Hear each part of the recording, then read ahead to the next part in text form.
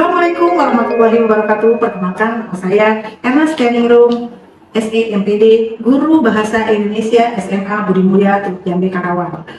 Jadi saya di sini mengajar bahasa Indonesia, materi menulis teks sejarah pribadi. Tidak mungkin ketika saya memberi tugas kepada anak didik saya, tiba-tiba silakan kalian menulis sejarah pribadi tentang kalian. Kan tidak mungkin serta-merta seperti itu, karena anak-anak pasti bingung, saya nulis apa Bu? Walaupun saya sudah terangkan apa itu sejarah pribadi, sebetulnya seperti apa. Tapi kalau hanya menyuruh seperti itu akan kesulitan buat mereka. Akhirnya saya menemukan ide bagaimana cara menggugah memori itu terbuka anak-anak dengan menggunakan metode hipnotis ini. Saya harap dengan menggunakan metode hipnotis ini, anak-anak jadi bisa mengingat masa lampaunya, masa lalunya atau masa kecilnya. Mau tahu seperti apa metode hipnotis yang saya gunakan? Mari simak. Assalamualaikum warahmatullahi wabarakatuh.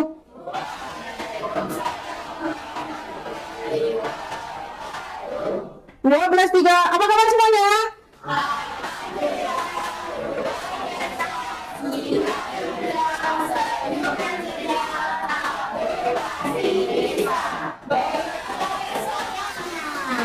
Ya, alhamdulillah, kita bisa kembali tatap muka.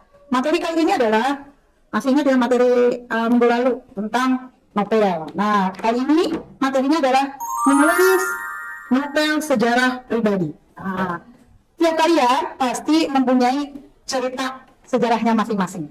Nah, masih ingat ya? Jadi ada struktur sejarah itu ada 3, dari orientasi, peristiwa, dan reorientasi. Itu ya udah Diana terangkan pertemuan minggu lalu. Nah, berarti sekarang tinggal bagaimana cara membuat atau menulis sejarah pribadi kalian masing-masing. Nah, kalian kan tidak tinggal dengan orang tua kalian sebagian besar ya. Hanya beberapa siswa saja yang tinggal dengan orang tuanya. Tentunya untuk mengingat masa lalu ya tidak bisa hanya sama orang tuanya. Nah, karena tidak tinggal dengan orang tuanya ya Azka ya Dania ya. Nah, karena kali ini ya dalam menulis teks sejarah pribadi akan menggunakan metode hipnotis. Siap, tadi kan sudah semangat ceria. Nah, berarti semangat ceria. Alhamdulillah sebagian besar hadir semuanya, hanya dapat yang teman kita hari ini sakit dan mudah-mudahan dapat bisa lekas sembuh ya. Amin. Siap, mulai. Tarik nafas. Tundukkan kepala, pejamkan matanya. Mulai dengan ikhlas mengikuti instruksi dari Bu Erna. Saya adalah anak yang terlahir dari keluarga yang mempunyai kakak atau adik. Ada yang orang tuanya sudah meninggal, ada yang bapaknya sudah meninggal,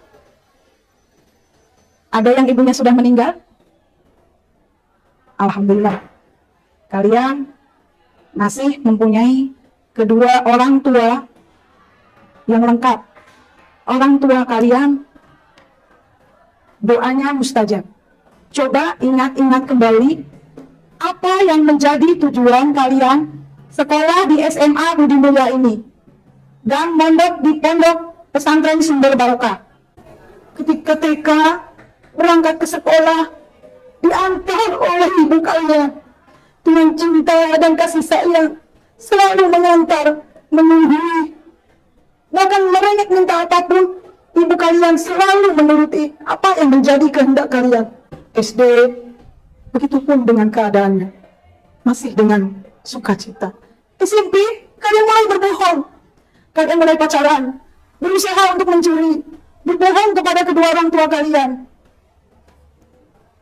SMA, di SMA Budi Mulia ini, kalian merasa jauh dengan kedua orang tua kalian. Sekarang hadirkan kedua orang tua kalian. Minta maaflah kepada kedua orang tua kalian. Selagi masih hidup, jangan sampai menyesal. Jika sudah tidak ada, kesempatan itu tidak akan datang 2 kali. Minta maaflah sekarang juga. Berjanjilah, tidak akan mengulangi kesalahan lagi. Berjanjilah akan semangat menggapai cita-cita.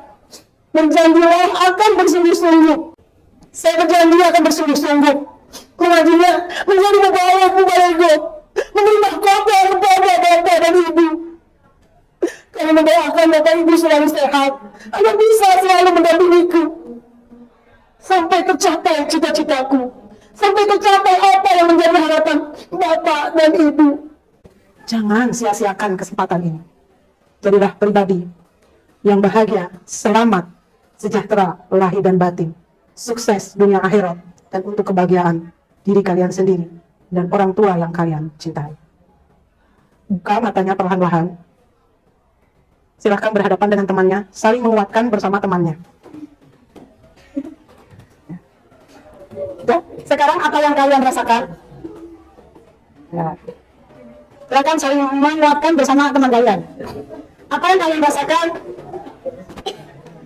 Ya, silakan bisa boleh mulai menulis. Ya, kasih kekuatan temannya bahwa pukul pundak temannya, kamu bahwa kamu kuat, kamu hebat, kamu bisa. Bagaimana perasaan kalian? Sudah bisa mengingat masa kecilnya? Makin rindu sama orang tuanya.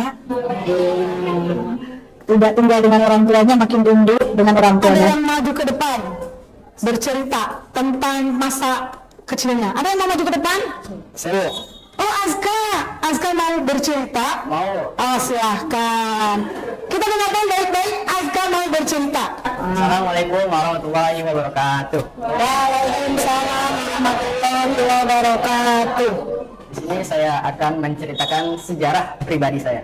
Nama saya Aska Zuran Asofi, biasa dipanggil Aska atau Asofi ya. Setelah saya juga akhirnya mencoba sekolah di SMA Budi Mulia dan pondok di pondok pesantren mengikuti kakak saya. Dan juga selain itu tujuan saya untuk sekolah di sini tuh untuk menjadi penyampai.